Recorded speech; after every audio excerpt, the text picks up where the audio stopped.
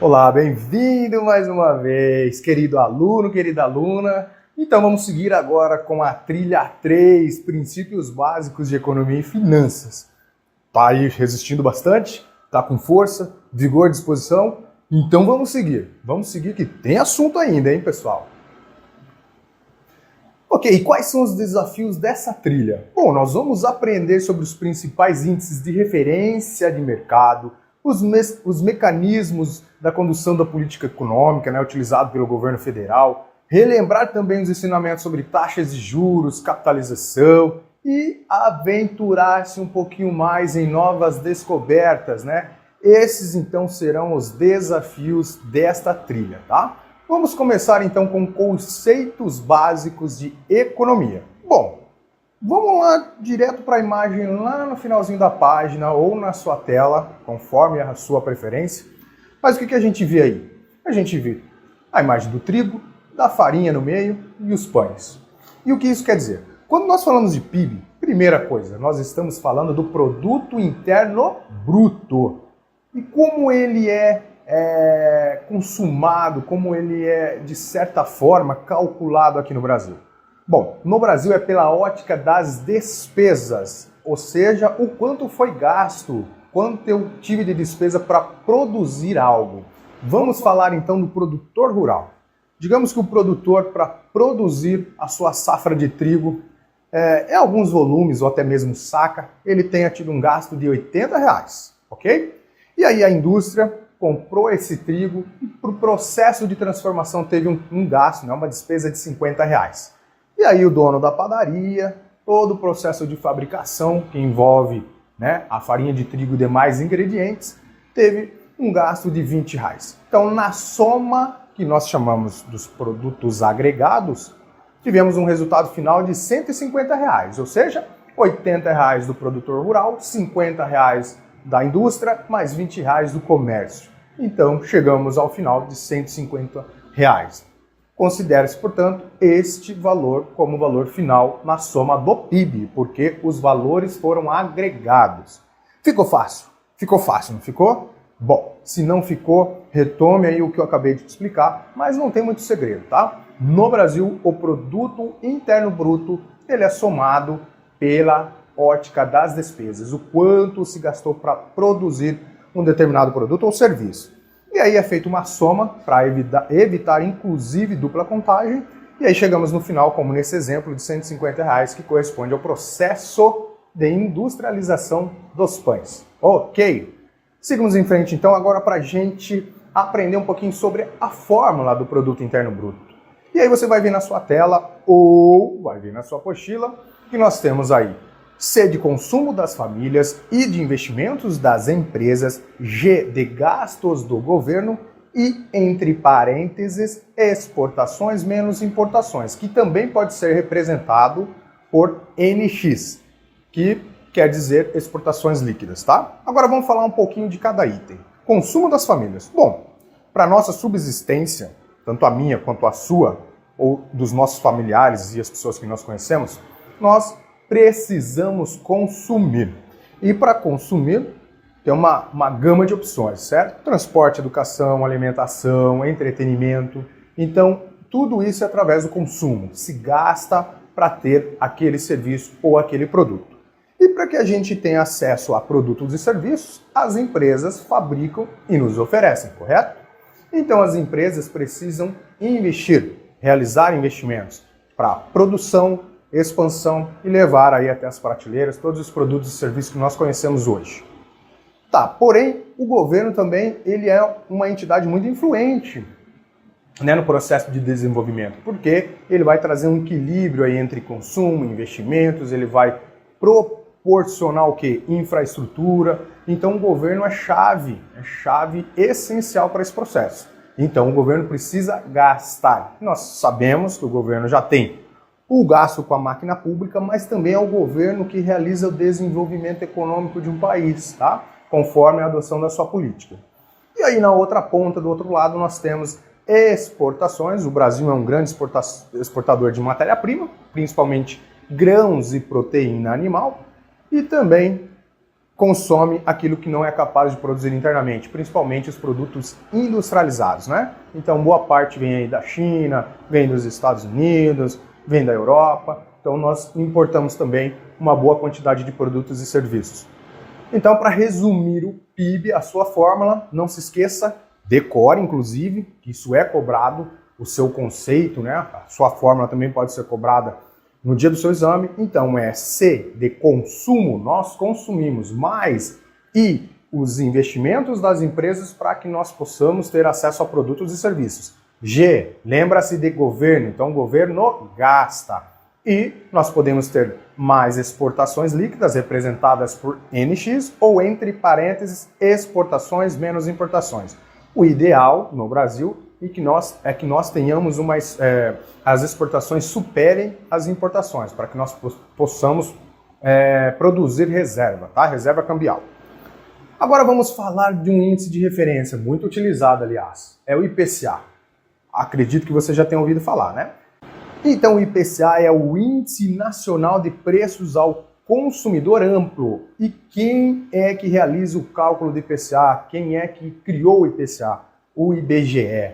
Então o IBGE faz a apuração que compreende o dia 1º de um mês até o dia 30, ou seja, um mês fechadinho. E aí ele divulga em torno ali entre o dia 5 e o dia 10 do mês seguinte qual é o IPCA do mês anterior, o mês de referência, né? E quem é o público-alvo? O público-alvo são as famílias que recebem entre 1 a 40 salários mínimos, tá? E aí dentro desse cálculo, existem mais de 1.300 produtos e serviços, né, categorizados entre alimentação, educação, transporte, saúde. Então em cada categoria há uma determinada quantidade de produtos e serviços, e aí o IBGE faz a mensuração mês a mês para levar esse conhecimento ao público. Por haver um consumo que compreende entre 1 a 40 salários mínimos, o IPCA ele reflete mais o que ocorre no varejo. Cuidado, tá? Então o IPCA ele reflete mais o que ocorre no varejo, aquilo que a gente tem acesso fácil, compra em poucas e menores quantidades, ok? Já o IGPM é divulgado, né, mensurado e foi criado pela FGV. Por quê? Porque antigamente lá o IBGE não era uma entidade muito que transparecia tanta confiança, e aí o mercado de capitais, instituições financeiras, vamos falar aí de bancos, clamava aí por um índice mais confiável. E, claro, a Fundação Getúlio Vargas é uma entidade muito respeitada e ela criou então o IGPM para trazer mais um índice de referência ao mercado. Só que o IGPM é um pouquinho diferente em relação ao IPCA. Vamos entender. Primeiro, ele é composto por 3 subíndices. Então nós temos o IPA, o IPC e o INCC. O IPA representa o preço ao produtor amplo e ele tem um peso de 60%. Já o IPC representa preços ao consumidor, com um peso menor, 30%. E o Índice Nacional da Construção Civil, o INCC, tem um peso de 10%. Mesmo que 60, 30 a 10, e que você deve decorar também, mas esses 10%, principalmente da construção civil, quando há, especificamente neste segmento, alguma alteração ou alguma variação de preço, você vai perceber que dentro do IGPM há um impacto muito grande. Por isso que o IGPM ele é muito utilizado, né? Até bem pouco tempo atrás, era muito utilizado para correções de aluguéis, né? Porque tem esse peso considerável aí na sua composição referente à construção civil.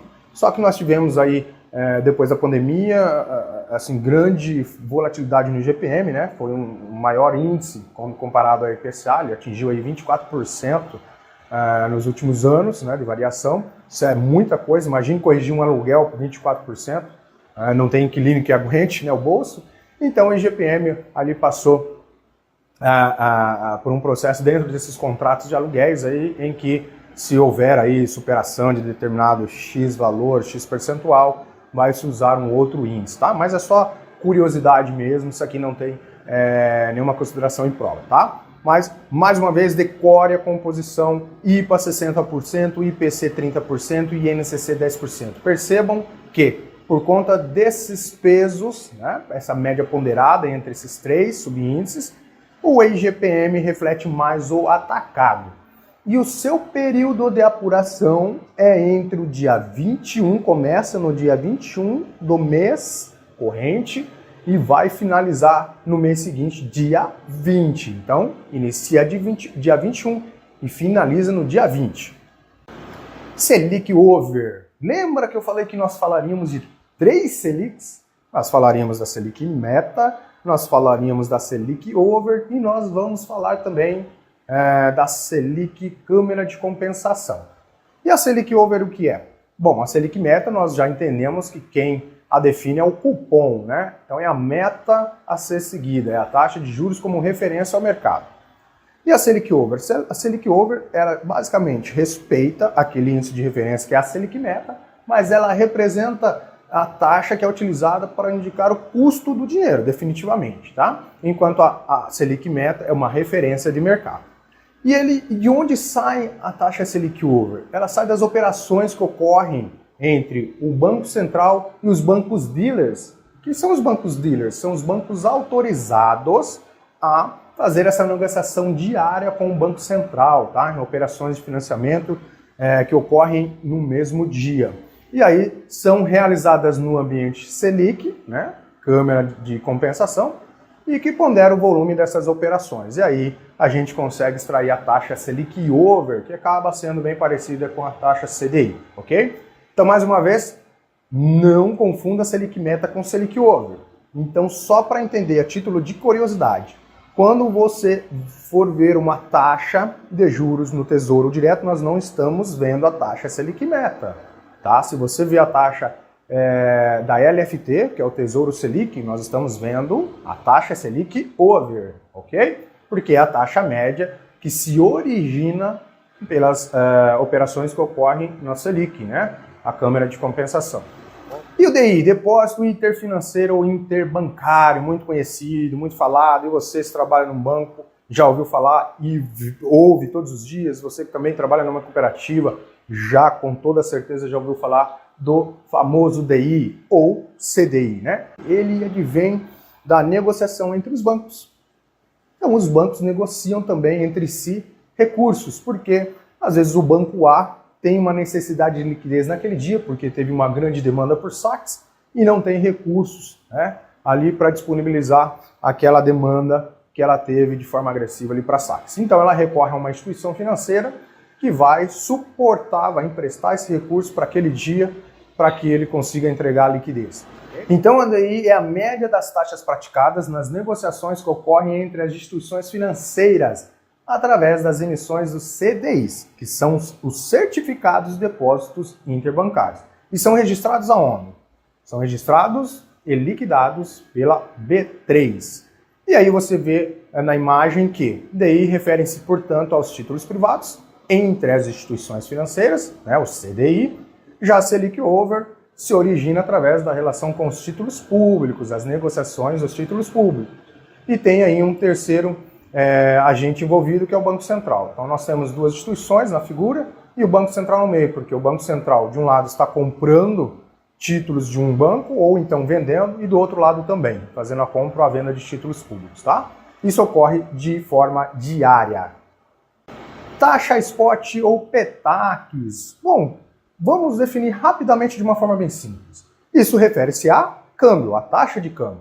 E no Brasil, a taxa média, a taxa utilizada como referência de câmbio, até gerenciada pelo Banco Central, é o PETAX. Então ela serve como referência ao mercado para diversos contratos. Já aquele famoso dólar pronto ou câmbio pronto, refere-se à taxa spot. O que quer dizer isso? Quando você vai viajar, um familiar vai viajar, qualquer amigo vai viajar, ele precisa recorrer a uma moeda estrangeira, né? Na maioria das vezes o dólar. Quando ele vai lá comprar aquela moeda a um determinado valor, aquilo nada mais é que uma taxa spot, aquele valor que já está pronto, tá? Para ser adquirido, para guardar na carteira e fazer a sua viagem, seja para Cancún, para Disney, gastar aquele dinheiro, tá? Então, Quando vai viajar para Cancún, quando vai para Disney, é o quê? A taxa spot, ou o câmbio pronto. Quando há uma referência de taxa para o mercado, é utilizado a PTax, que quem gerencia essa taxa, após diversas consultas, né, com as instituições financeiras naquele dia, quem faz esse gerenciamento é o Banco Central. E aí ele divulga essa taxa para o mercado, que na verdade acaba sendo uma média das taxas praticadas durante o dia.